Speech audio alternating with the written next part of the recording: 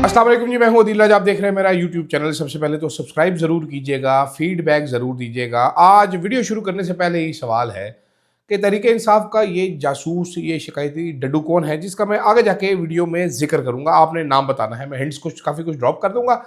देखते हैं आप नाम पहचानते हैं कि नहीं पहचानते। तो आज बात करेंगे जनाब तहरीक इंसाफ के एक जासूस की, जो कि शिकायतें लगाता फिरता है, जो कि खुफिया मीटिंग्स भी जिसने की हैं।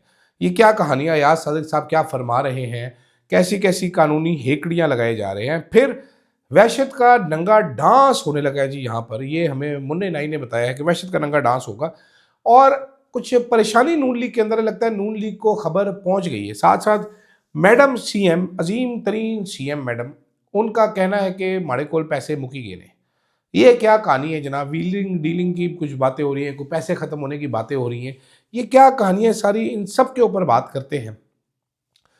सबसे पहले तो अगर आप में से किसी लोगों को मेंबरशिप लेने की ऑप्शन या सुपर थैंक्स की ऑप्शन मिल रही हो इस चैनल पे, तो ज़रूर इस्तेमाल कीजिएगा ताकि आप मेरे जर्नलिज्म को सपोर्ट कर सकें। जनाब, सबसे पहले तहरीक इंसाफ के एक साहब हैं।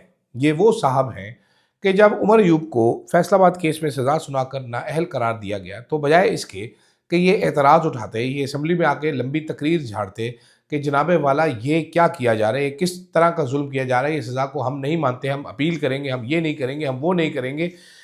इन साहब ने फटाफट नस पज शुरू कर दी।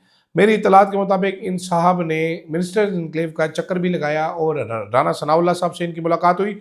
इनकी मुलाकातें मुतअद्दिद अयाज सादिक साहब के साथ भी हुई हैं। ये वो साहब हैं जो एक दफ़ा शर्ट भी पड़वा बैठे थे। ये जब भी एहतजाज के लिए निकलते हैं तो गली के कोने में इनको पुलिस वाला खड़ा होता है, वो इशारा करते हैं कि चला जा गड्डी बह जा, साइकिल तक करता हुआ इनको ले जाता है और फिर ये वापस आते हैं कुछ देर बाद, जब एहतजाज खत्म होने का ऐलान हो जाता है। तो ये साहब उमर यूब की जगह लीडर ऑफ द ऑपोजिशन बनना चाह रहे थे।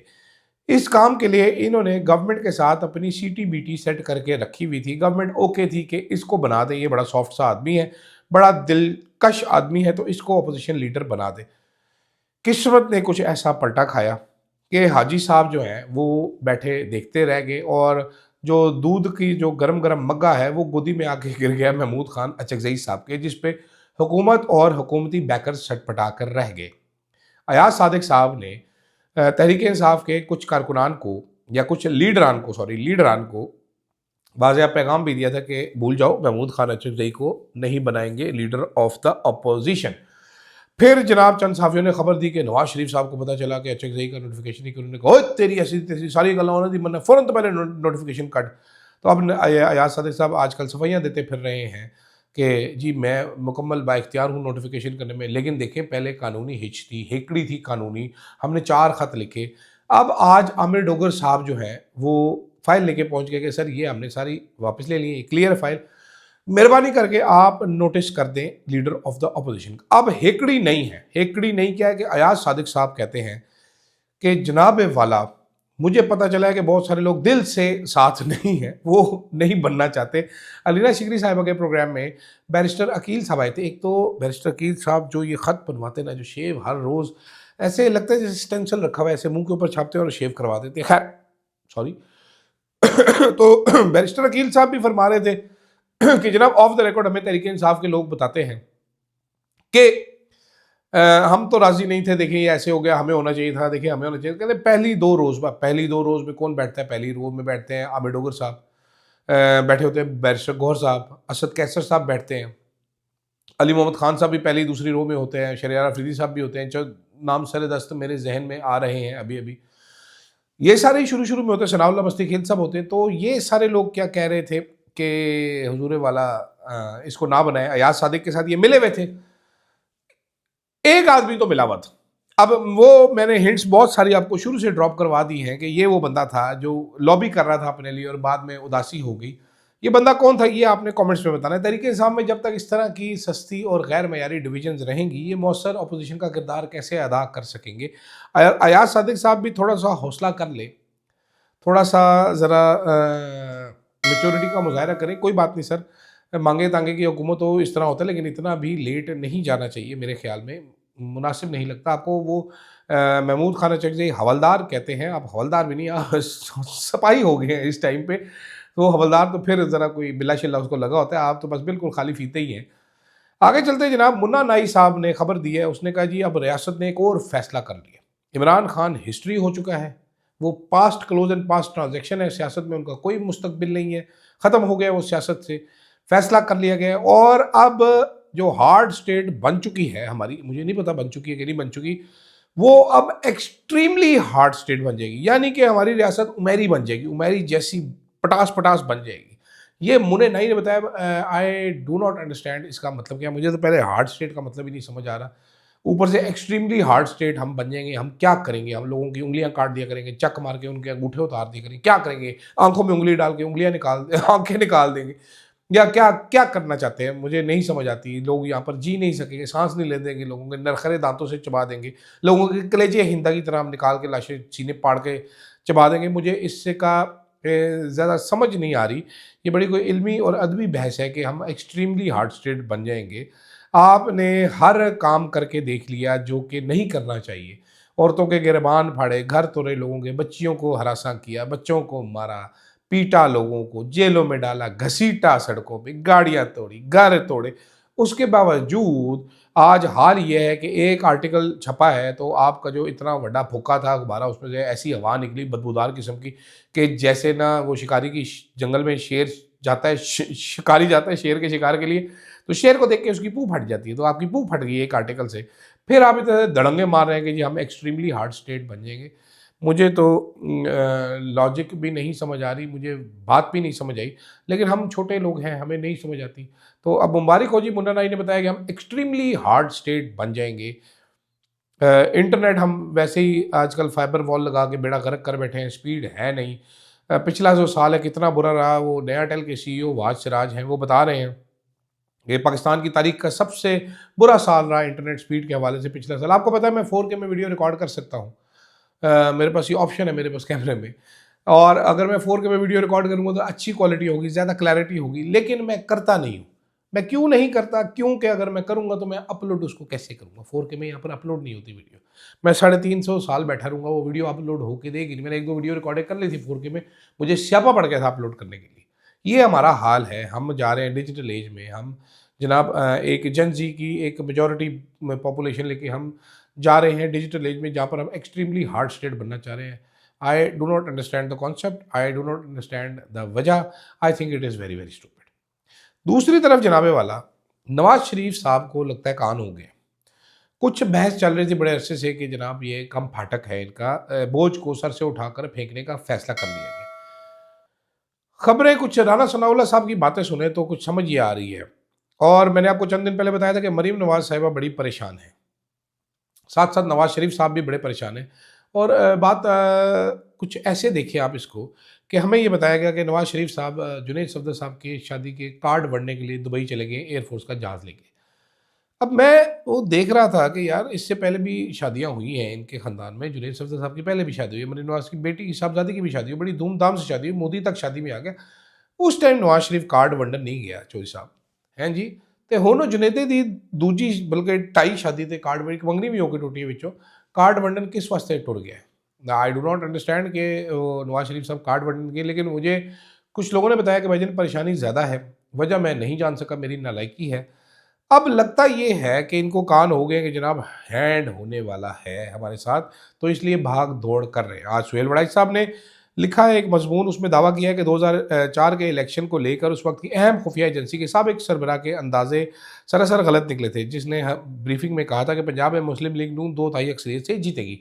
सुहेल वड़ाई साहब एक बहुत ही बड़े टेड वाले आदमी हैं। ये इसी साबिक सरबराह की बातें सुनकर सबको बताते थे कि तरीके इंसाफ ख़त्म हो गए हैं। वो गरीदा फारूकी साहब भी ख़त्म शुद्ध करती रही। ये जो सरबराह की बात कर रहे हैं वो घटिया आदमी है जो अरशद शरीफ के जनाजे वाले दिन बैठ के प्रेस कॉन्फ्रेंस कर रहे थे अपनी घटिया सी शक्ल लेकर। मेरी तमाम तर मालूमात और जो ठीक है उसके मुताबिक ये इस टाइम पे नून लीग के मरीम नवाज़ के स्पेशली एक खसूसी एडवाइज़र का दर्जा रखते हैं और उनको एडवाइज़ कर रहे हैं, और मरवा भी शायद यही रहे हैं जिन्होंने उस टाइम पे इतने बड़े साइंसदान थे गलत अंदाजे बताए कि मुस्लिम लीग नून 2 तिहाई अक्सरियत लेगी। सीटें चोरी करके भी आप 2 तिहाई अक्सरियत नहीं लेके दे सके, कि वो तवील तरीन ऑपरेशन करना पड़ा 2 तिहाई अक्सरियत के लिए। लेकिन नून लीग की परेशानी बढ़ती चली जा रही है जनाब।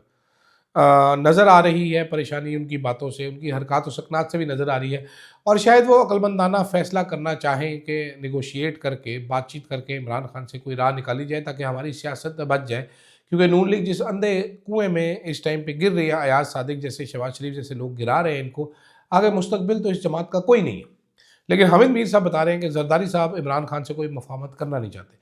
अब ये हामिद मीर साहब ने बहुत दूर का कुलिया लगाया, उनकी खबर ठीक होगी जरदारी साहब के हवाले से, is a very close friend of mister Asif Ali Zardari. लेकिन सवाल तो ये कि इमरान खान केड़ा इन्होंने मुफाहमत करना चाहते या बैठना चाहते हैं, गल करना चाहते हैं, he is unwilling to talk.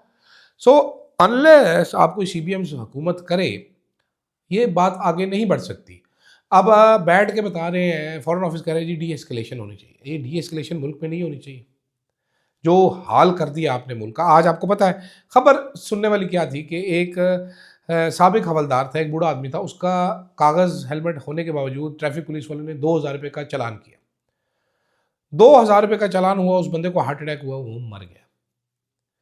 छोटी सी खबर है ना, मर गया एक बंदा, हमारे पास तो 25 करोड़ बंदा है, मार दो यार, 50 लाख मार दो चालान कर करके। लेकिन ज़रा सोचिए 2000 रुपये क्या चीज़ होता है आजकल के दौर में। दो बंदे बर्गर खाने चले जाए तो 2000 से ऊपर का बिल आता है आपका। आप किसी भी चीज़ियस से ही खा लो यार, मैकडॉनल्ड से खा लो, KFC से खा लो, कहीं से बर्गर खाने जाओ, 700-800 रुपये का बर्गर आता है। दो बंदे खाने चले जाए, साथ पेप्सी तो चिप्स खाने हो तो सीधे 2000 से ऊपर का बिल आता है, बंदा मर गया। ये चंद लोगों को देख कर ये ना समझे कि हालात बड़े अच्छे हैं, सड़क पर चलती हुई लैंड क्रूजरें चंद देख के ये ना समझे कि हालात बड़े अच्छे हैं। हालात बहुत ज़्यादा बुरे हैं, आपकी सोच से ज़्यादा बुरे हैं। लोगों का जो हाल हुआ है, ये कोई नॉर्मल हालात नहीं है, ना ही उनका कोई नॉर्मल हाल हुआ है, और ये बड़ा क्लियरली आपको विजिबल भी है। तो जिस हालत में नून लीग मुल्क को ले आई है, ऐसा ही होना था। दूसरी तरफ आज मैडम मरीम नवाज़ ने कोई वर्कशॉप शर्कशॉप से खिताब किया। मरीम नवाज़ ने बड़े दुख भरी कहानी सुनाई जनाब। उन्होंने कहा जी मैं अवाम के लिए बड़ा कुछ करना चाहती हूँ, लेकिन पैसा ही नहीं है। अवाम भी आपको बड़े छितर मारना चाहती है, लेकिन उनको मौका नहीं मिल रहा। ठीक, अवाम के पास आप खर्च करने के लिए पैसे नहीं, पैसे दे देंगे फांक हो गई अवाम। मतलब 40%, 50% टैक्स दे रही है।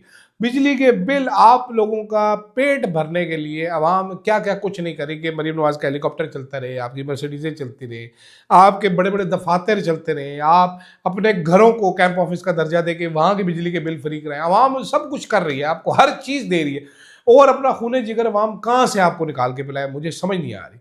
आगे से कह रही है मेरे आने से पहले CM ऑफिस में व्हीलिंग एंड डीलिंग होती थी। भाई आप तो खुद सबसे बड़ी व्हीलर और डीलर हैं। आप पहले गंदी फिल्में बनाती थी, आपको याद हो, आप बताती थी सबकी फिल्में हैं, वो मंजर-ए-आम पर मैं ले आऊँगी।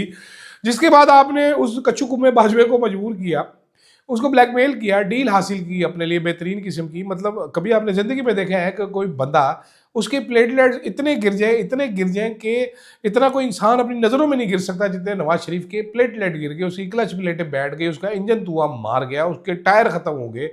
वो कन्विक्टेड आदमी, ठीक है, वो जेल से निकलता है, वो इलाज के बहाने लंदन जाके बैठ जाता है, और यहाँ से हॉस्पिटल से वो निकलता है तो बताया जाता है कि उसके प्लेटलेट्स बस इतने हैं कि बस एक आह फंसी हुई है।